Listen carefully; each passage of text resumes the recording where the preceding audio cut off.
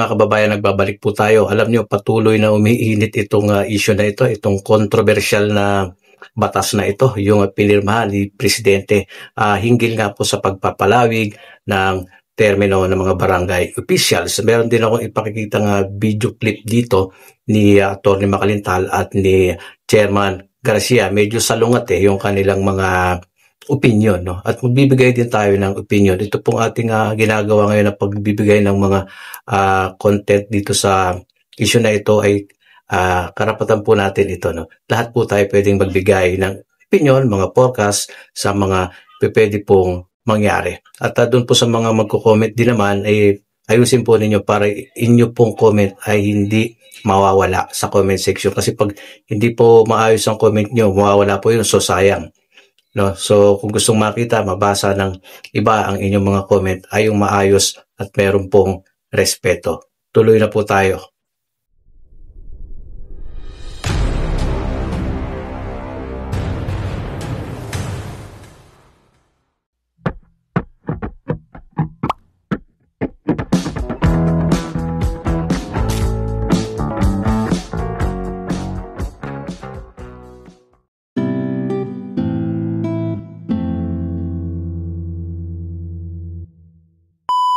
Okay, so meron din po akong idadagdag na meron kasing mga nagko-comment sa akin na sabi ay basahin mo nga yung Section 7 sa batas na yan, yung Republic Act 12232 na yan, basahin mo yung Section 7.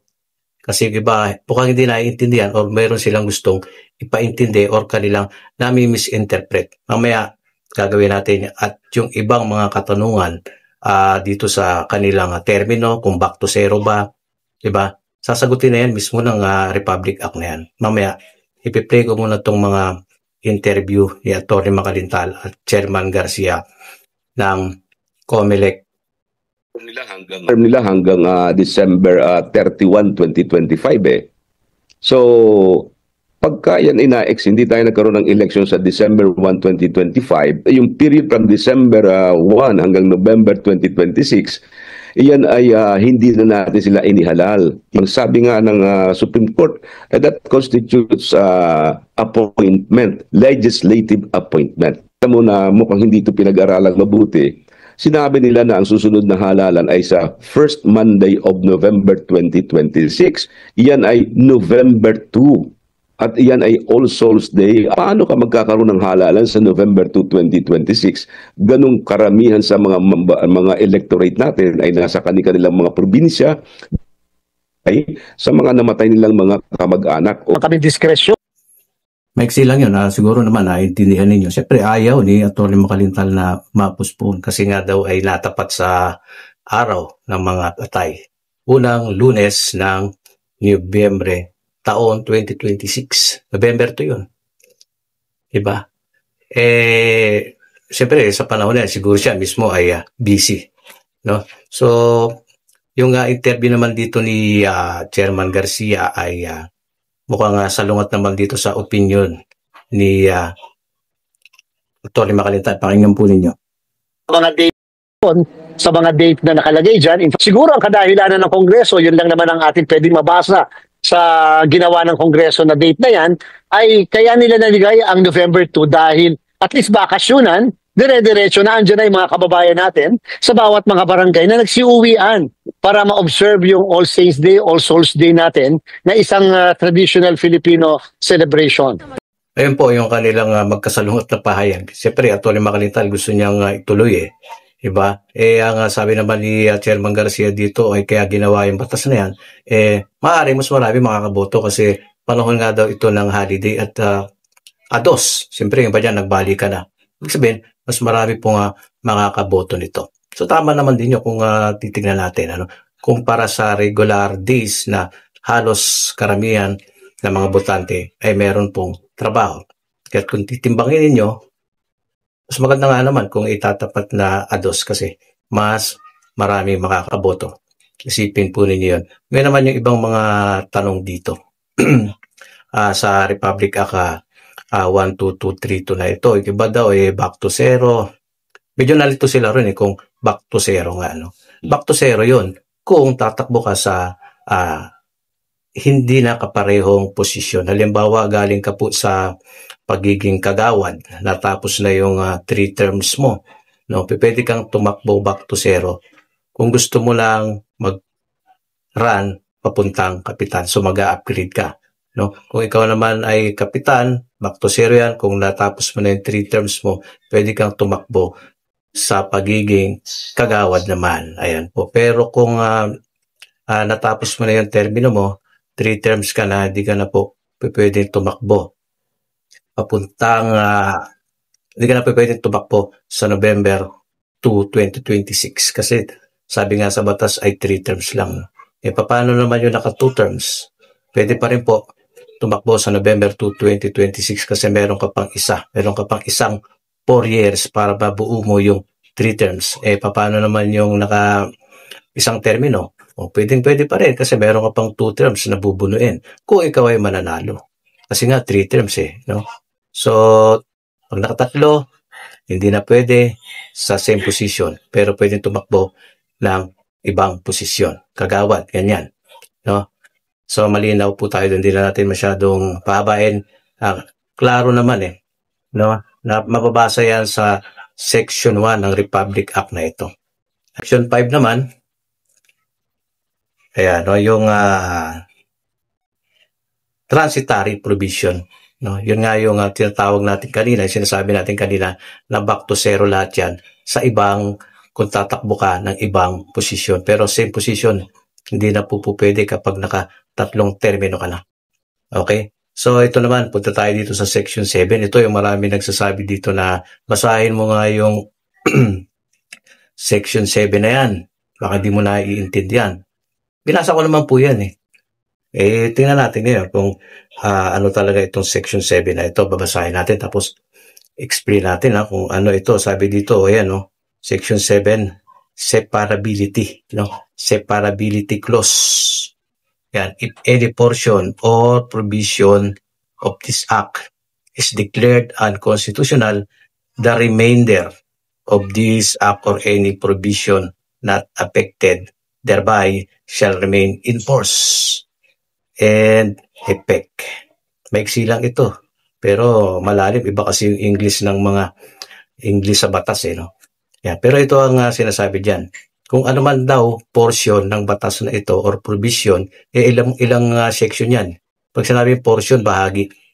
Alin man daw doon sa batas na ito, no, ang ituring na unconstitutional, no, pwedeng magturing na unconstitutional, any portion dyan or any provision dyan, yung natitira, remainder, ibig sabihin nga yung mga nalalabing provision, ay remainder of this act or any provision not affected. Yung hindi maaapektuhan, kung hindi naman makaka-epekto sa kabuuan na itong act na ito ay enforceable pa rin. Ibig sabihin, epektibo pa rin at gagawin pa rin, i-enforce pa rin yung batas na ito. Wala naman tayo nasabi dito sa Section 7 na kapag tinuring yung isa dyan na unconstitutional, yung kabuuan batas ay wala na. Wala pong ganun.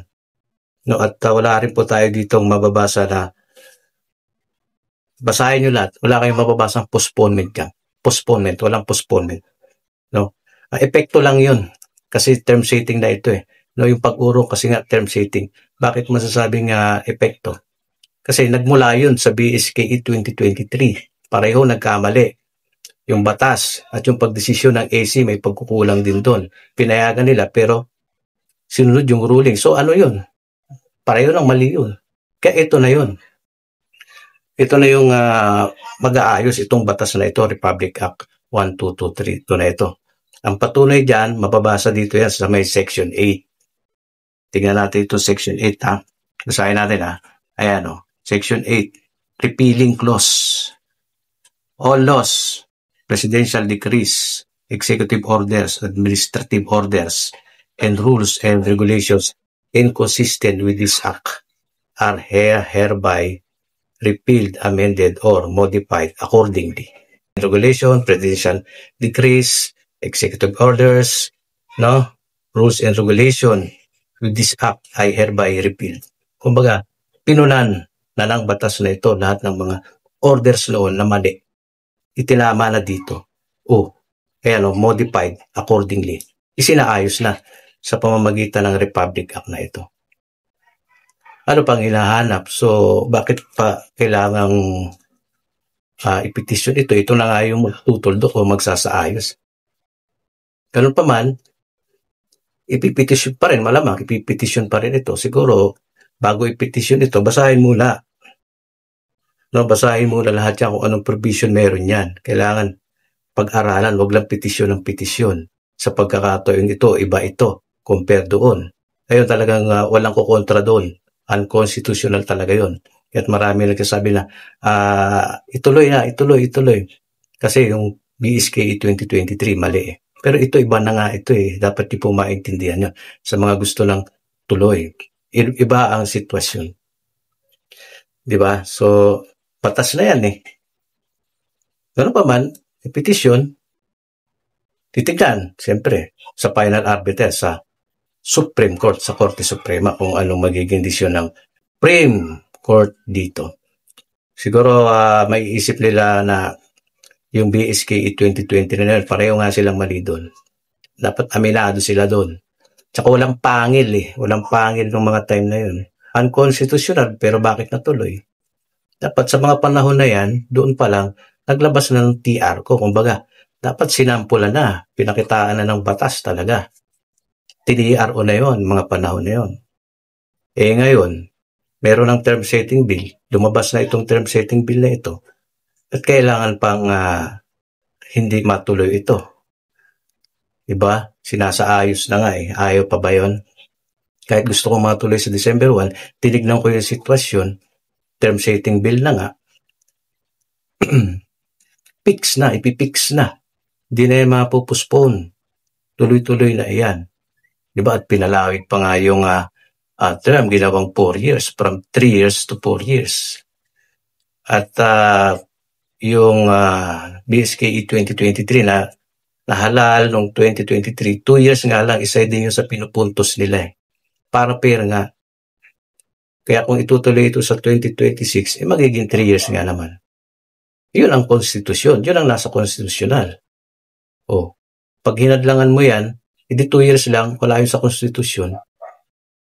So dapat pag-aralan. Sabi ni Atty. Makalintal, mukha raw hindi pag-aralan. Sa tingin ko, dapat si Atty. Makalintal lang, dapat yung pag-aralan muna itong batas na to. Kung noon nanalo sila, baka ngayon matalo sila. Kaya mas maaari na, wag na lang nilang ipetisyon to. Baka matalo pa sila. So lalabas niya na sa bandang huli, ang huling halakhak ay sa mga gumawa ng batas sa Congress. Tabla, 1-1. Kung hahayaan niya na lang, meron siyang record na isang panalo. Mas magandang reputasyon pa yun. Hayaan niya na lang, inaayos naman eh. Pero ganun pa, makaraputan niya yan. Bahala na sila dyan. No? Bahala na rin ang AC dyan. Hindi naman tayo pwede mangialam dyan. Pwede lang tayo magbigay dyan ng mga opinion. No? Kasi kasama yan sa freedom of expression natin bilang demokrasya eh. Demokrasya tayo, pwede tayo magsalita. Kahit hindi tayo mga abogado. Diba? So, ayan.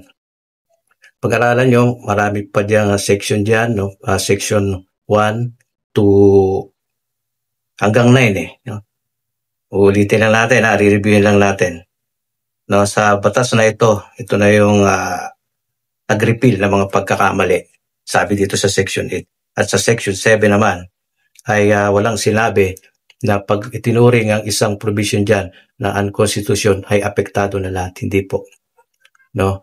Pwedeng unconstitution, Section 1, Section 2, Section 3, ayan, ganon. Pero yung matitira, enforceable pa rin at ganap at batas pa rin naman. Hindi mabubura lahat-lahat. Yun lang po yung paliwanag ko doon. Kayo, pwede nyo explain dito sa mga nanood na to. Pwede nyo i-type dyan. Kung ano sa paniniwala ninyo. Ayun lang ay yung aking interpretation dyan sa Section 7 at 8 na yan. Okay, hanggang dito na lang. Share, subscribe. God bless.